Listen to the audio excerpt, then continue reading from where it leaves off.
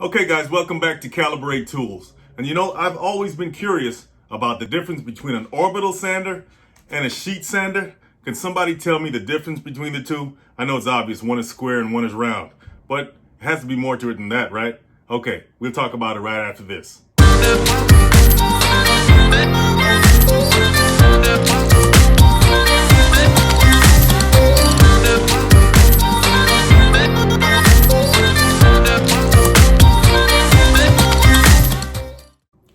Okay, so let's start off with sheet sanders, okay? That's the one on the right here. So for one, a sheet sander is less powerful than an orbital sander. Why? Because most of the time sheet sanders are used primarily for finish work. And finish work doesn't require as much power from a machine as opposed to, let's say, an orbital sander or even a belt sander.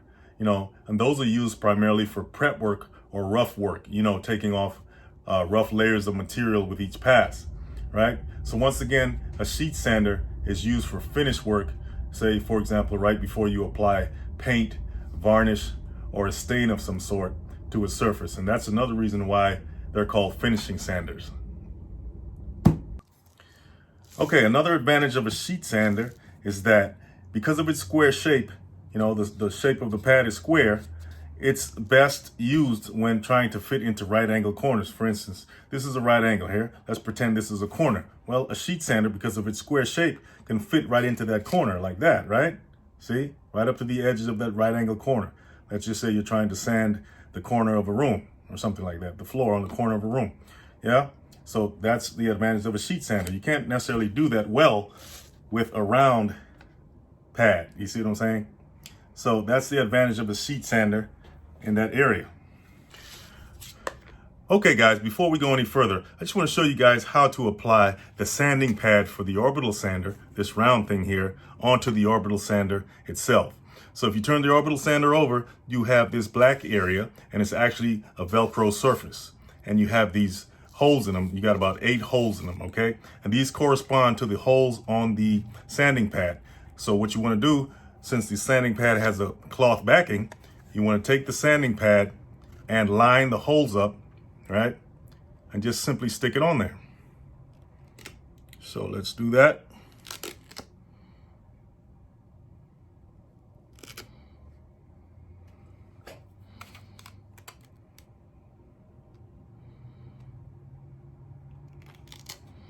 You might want to do it with 2 hands. You can line them up a little better. There you go. Okay. So as you can tell, the holes are aligned. Well, hopefully you can see that. They're aligned, trust me. All right. So that's how you put the pad on an orbital sander, and that's pretty simple. Okay guys, while we're at it, I'm gonna go ahead and take out this old pad, this old sandpaper pad off of the sheet sander and install a new one to show you guys how to install the sandpaper on the sheet sander as well. By the way, in my video, how to use a sheet sander, all this is discussed, so you can go to that video and check it out as well, okay? But I'll go ahead and do it again so you guys can get familiar with it. Okay, so if you look at this particular model, okay, you have these metal levers on each side of the sheet sander, okay? So you have one here and you have one here. And on the front, you have these, what I call clamps. You have one in the front and you also have one in the rear back here. And the clamps are what hold the sandpaper in place on the sheet sander, okay? So in order to loosen the clamps, you have to lift these levers. Now these levers are held in place by these tabs here. So you simply lift up the lever or lift it out of the tab like that. And here's the other one, like that, okay? And then you rotate them, okay, downward. When you rotate them downward, the clamps in the front lift up.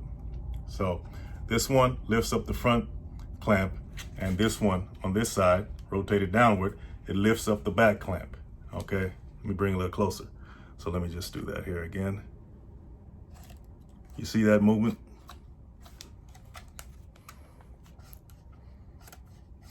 Okay, so once you have the clamps raised, you can take out the sandpaper, simple. And then you can take your new sandpaper your rectangular shaped sandpaper and place it on the sheet sander. And if you notice, it has holes in it as well, right? But the sandpaper doesn't have to have holes in it, and I'll show you why in a second. So you place the new sandpaper on to the pad there, and you bend the sandpaper so that it, goes under the front clamp, and then you simply tighten it down, right? You tighten the clamp down by bringing the lever back over this tab here.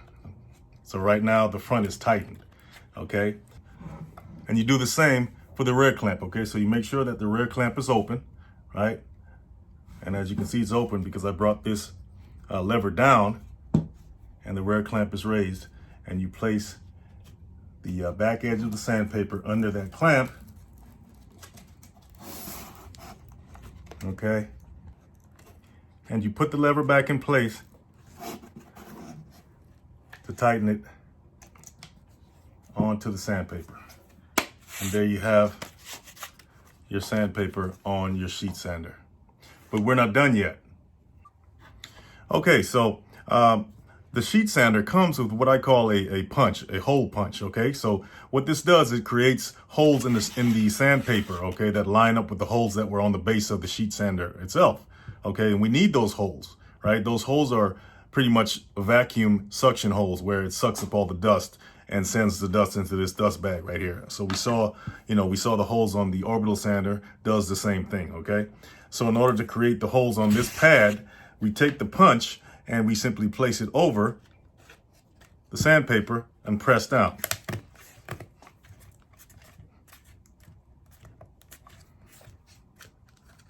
Then you take it off, and there you have your vacuum suction holes. Okay, so now that we have some fresh pads installed on each machine, okay, let's talk about the motion of the pads in each one and how they differ from each other, okay? Oddly enough, both pads in both machines move in a circular motion. It's pretty obvious in the Orbital sander that's going to move in a circular motion, but the sheet sander also moves in a circular motion when it's in operation. However, the circular motion that the sheet sander moves in is in a much tighter orbit, okay? So it's almost like it's vibrating back and forth. However, it's really tight circles that it moves in, okay? That makes it great for detail work. The Orbital sander, on the other hand, it moves in a circular motion. And by the way, this is called a random orbital sander, okay? Because the motion is not as predictable as a sheet sander, okay? So this makes it great for taking off, rough layers of material, okay? When you're doing prep work and so forth. That's why it's also called a prep sander, the Orbital sander, okay?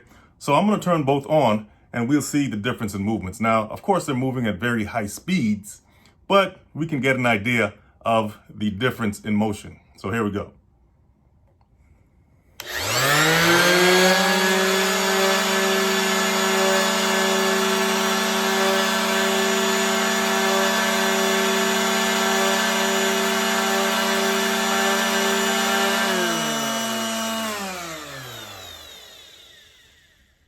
Okay, so as you can tell, both were on, but if you looked at the sheet sander, it didn't look like it was moving at all. That's because the vibratory motion of the sheet sander is in a much tighter orbit, okay, than the Orbital sander, okay? The Orbital sander, it was pretty obvious that it was going around and around, okay, rotating like that. But the sheet sander, not so much, okay, because it's moving at high speeds, like I said before. So that gives you an idea of the motion of the sander itself in both machines, okay, and how they differ from each other. Okay, guys, orbital sanders, random orbital sanders more specifically, are more powerful than sheet sanders, okay? And the randomized motion of the sanding pad, as we saw, it goes back and forth, right? It goes this way and it goes that way. That makes it less inclined to leave what's called swirl marks on your surface or on the surface that you're sanding. And because it goes back and forth, in essence, it's backtracking and erasing any marks that it left, okay? And that's how it works. And it's less, like I said, it's less inclined to leave swirl marks, and sheet sanders are known to leave swirl marks, all right? So that's an advantage of the orbital sander.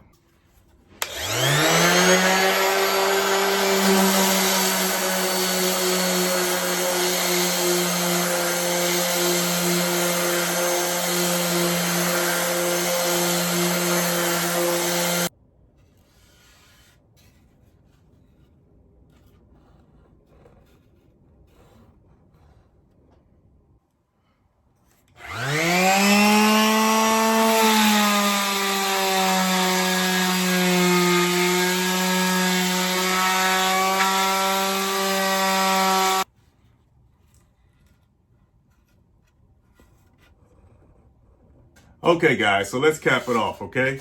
We know that sheet sanders are better for fitting into corners. That's pretty obvious. I mean, look at the shape of them, right? Square, corners, right? Orbital sanders, not so great for that, right? Because of its round shape. Sheet sanders, because of its high frequency, tight orbit movement, is great for detailed, smooth finishes.